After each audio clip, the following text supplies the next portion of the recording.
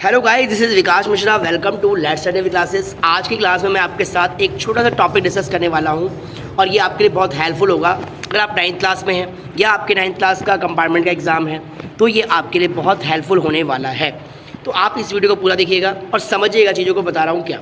तो चलिए शुरू करते हैं बिना समय को गंवाए हुए। तो बच्चों जी, सबसे पहले बताऊँगा मैं आपको कोऑर्डिनेट ज्योमेट्री क्या होती है। कोऑर्डिनेट ज्योमेट्री को हम बोलते हैं निर्देशांक हिंदी में। निर्देशांक तब बनता है जब एक्स और वाई एक इस तरह से बॉक्स के अंदर ब्रैकेट के अंदर आता है, तब वो निर्देशांक बनता है। ठीक है, खाली इस पर्टिकुलरली अकेले इस एक्स वाले पॉइंट को बोलते हैं एब्सिसा, वाई वाले को बोलते हैं ऑर्डिनेट। हिंदी में कहते हैं भुज, इंग्लिश में कहते हैं कोटि।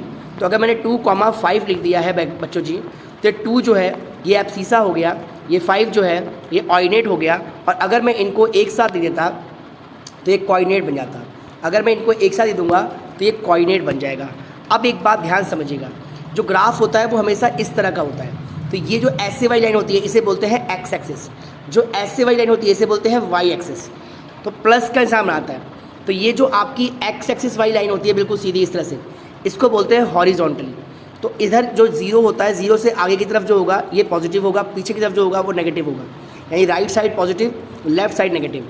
तो इस लाइन को हम बोलेंगे एक्स डैश ओ एक्स। तो ये हो गया एक्स एक्सिस। ये कैसी लाइन होती है बच्चों जी? हॉरिजॉन्टली। तो एग्जामिनर ऐसे पूछते हैं कि एक्स एक्सिस वाली लाइन को हम किस नाम से जानते हैं? हॉरिजॉन्टल के नाम से। फिर इसी प्रकार सीधी लाइन जो होती है इसे बोलते हैं वाई एक्सिस। ऊपर पॉजिटिव होता है, नीचे नेगेटिव होता है, ये वाई एक्सिस हो जाता है। ये वर्टिकली होती है। क्या होती है बच्चों जी? वर्टिकली। अब ये दोनों लाइन जब एक दूसरे को इंटरसेक्ट करती है, देखिए एक लाइन ऐसे आई, एक ऐसे आई, तो कहीं पे तो काटेगी ना, तो यहाँ पे इंटरसेक्ट कर रही है। तो इस पॉइंट पे जो उसने इंटरसेक्ट किया इसी को बोलते हैं ऑरिजिन। क्या बोलते हैं इसको? ऑरिजिन। हिंदी में बोलते हैं मूल बिंदु। तो इसका कोऑर्डिनेट क्या होता है? 0,0, मतलब 0,0 ये इसकी वैल्यू होती है। ठीक है, फिर देखिए यहाँ पे क्वेश्चन बन गया ना, मैंने बताया आपको कि जब एक्स एक्सिस वाई एक्सिस को इंटरसेक्ट करता है तो उसे क्या बोलते हैं? ऑरिजिन बोलते हैं। फिर ऐसे ही ये कितने कमरों में बांटेगा इसको? जब ये काट देगा इसको ऐसे दो भागों में तो कितने कमरे बन रहे हैं? 1 कमरा, 2 कमरा, 3 कमरा, 4 कमरा। तो इस कमरे को मैं क्या नाम दूं? तो इस कमरे को मैं नाम दूंगा क्वाड्रेंट। क्या बोलूँगा? क्वाड्रेंट। इसे बोलते हैं चतुर्थांश। तो 4 कमरे हो गए बच्चों जी, नोटिस करिएगा।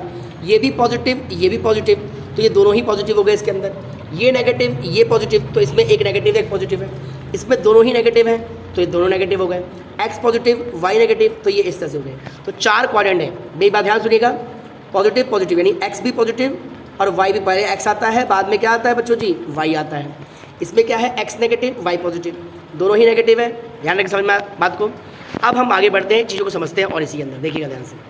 अगर कोई लाइन ऐसे हो जाए कि ना तो इस कमरे में है, ना इस कमरे में, ना इस कमरे में, ना इस, इधर भी नहीं आया, इधर भी नहीं आया, इधर भी नहीं आया, इधर भी नहीं आया, कोई लाइन ऐसा था, कोई पॉइंट ऐसा था जो एक्स एक्सिस के ऊपर ही आ गया, तो इसका मतलब यहाँ पर एक्स तो कुछ रहा होगा, वाई 0 रहा होगा, तभी तो ये ऊपर नहीं गया।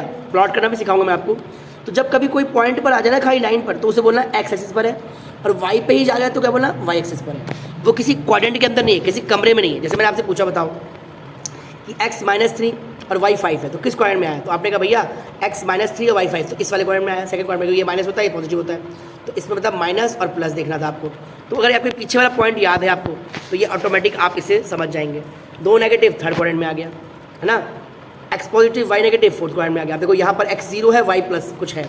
अब x तो 0 है, y कुछ है, इसका मतलब y कुछ ना कुछ तो वैल्यू होगी ना बच्चों जी, तो ये y एक्सिस पे आ गया।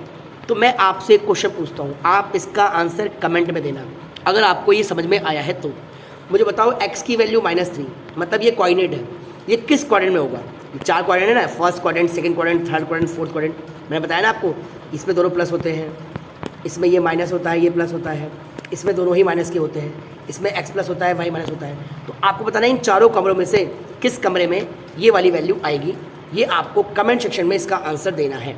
ठीक है, नेक्स्ट देखिए, प्लॉटिंग करना सिखाता हूँ मैं आपको। प्लॉट कैसे करते हैं ग्राफ में, ज़मीन काटना सिखाऊंगा मैं आपको, प्लॉट करना।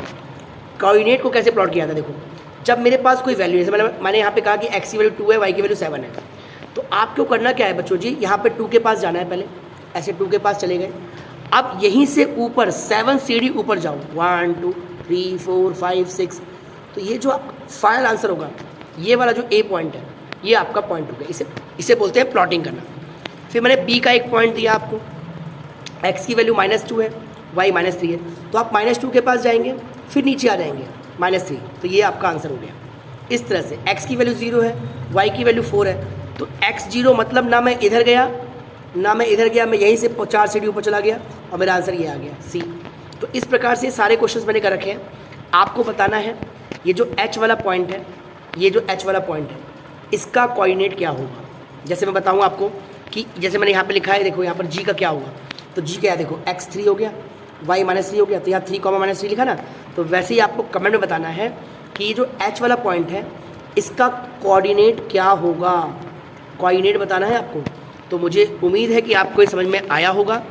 और ऐसे ही अगर आपको कुछ क्वायरी है, कुछ प्रॉब्लम है, कुछ क्वेश्चन पूछना चाहते हैं आप, या आपकी कोई बात है, आप अपनी बात मेरे सामने रखना चाहते हैं, तो आप कमेंट सेक्शन में बताइएगा, मैं आपकी पूरी मदद करने का प्रयास करूँगा। तो बने रहिए मेरे साथ, तब तक के लिए जय हिंद, जय Bharat, thanks for watching, keep support, okay.